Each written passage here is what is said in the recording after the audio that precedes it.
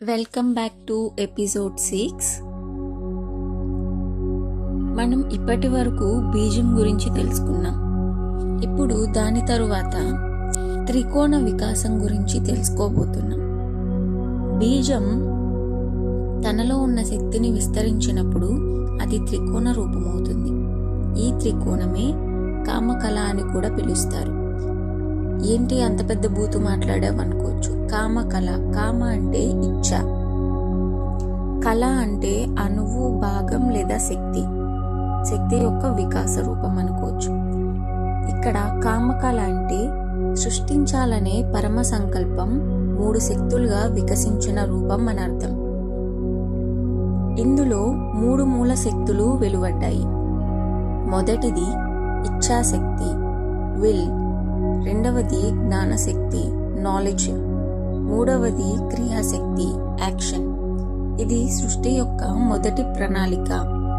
దీన్నే cosmic blue print అంటారు.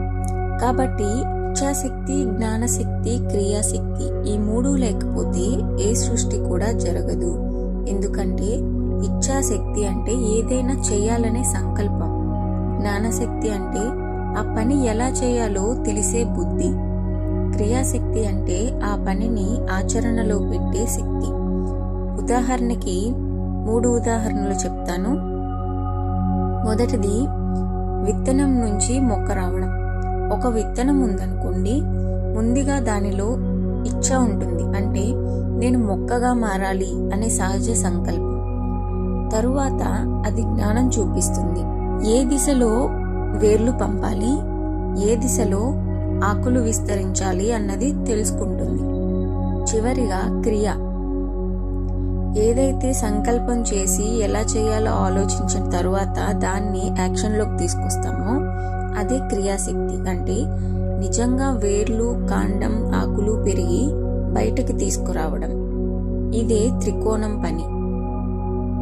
ఇంకొక ఉదాహరణకి, ఒక ఆర్టిస్ట్ పెయింటింగ్ వేస్తున్నప్పుడు ముందుగా నేను ఒక దేవత చిత్రం గీయాలి అని ఆలోచిస్తాడు. అది ఇచ్ఛాశక్తి.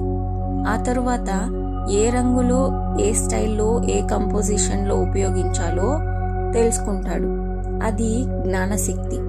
ఆ తరువాత ఏ బొమ్మ గీయాలి, ఎలా గీయాలి తెలుసుకున్న తర్వాత దాన్ని గీయాలి, అంటే యాక్షన్ చూపించాలి.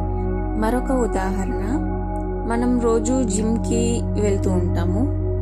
జిమ్కి వెళ్ళాలి అని ఇచ్ఛ కలుగుతుంది. జిమ్కి వెళ్ళాలి అని ఒక సంకల్పం చేసుకుంటాం. మనకు ఏ వ్యాయామం చేయాలో, ఎంతసేపు చేయాలో ఆలోచిస్తాం. ఆ తరువాత పైకి లేచి వ్యాయామం చేస్తాము. కానీ చాలాసార్లు మనం ఇచ్ఛ దగ్గర ఆగిపోతాం. అంటే త్రికోణం పూర్తిగా అన్ఫోల్డ్ కాలేదన్నమాట. కాబట్టి ఇక్కడ త్రికశైవం చెప్తున్నది ఏంటి అంటే, శివుడు పరమ చైతన్యం. ఆయన శక్తి త్రికోణ రూపంలో వికసించి మన జీవితంలో ప్రతి చిన్న పని నుంచి విశ్వ సృష్టి వరకు జరుగుతుంది. అంటే మనలో ఉన్న ప్రతి ఆలోచన, ప్రతి సంకల్పం, చిన్నదైనా పెద్దదైనా ఈ త్రికోణ శక్తుల ప్రతిబింబమే. కాబట్టి మన జీవితాన్ని చూసుకోవడం అంటే ఈ త్రికోణ శక్తుల్ని సరిగ్గా సమతూకంలో ఉంచుకోవడం. ఇచ్ఛ ఉంటే కానీ జ్ఞానం లేకపోతే గందరగోళం అవుతుంది. జ్ఞానం ఉంటే క్రియ లేకపోతే అది కలగానే మిగిలిపోతుంది. క్రియ ఉండి సరైన జ్ఞానం లేకపోతే తప్పు దిశలో వెళ్ళిపోతుంది. కాబట్టి ఈ 3 ఉండడం అనేది కంపల్సరీ. త్రికోణం అంటే మనలోని సృష్టి శక్తి యొక్క అసలైన రహస్యం. ఇదే కామకళ త్రికోణం. బీజం తరువాతి దశ విశ్వం పుట్టుకకి మొదటి వేదిక.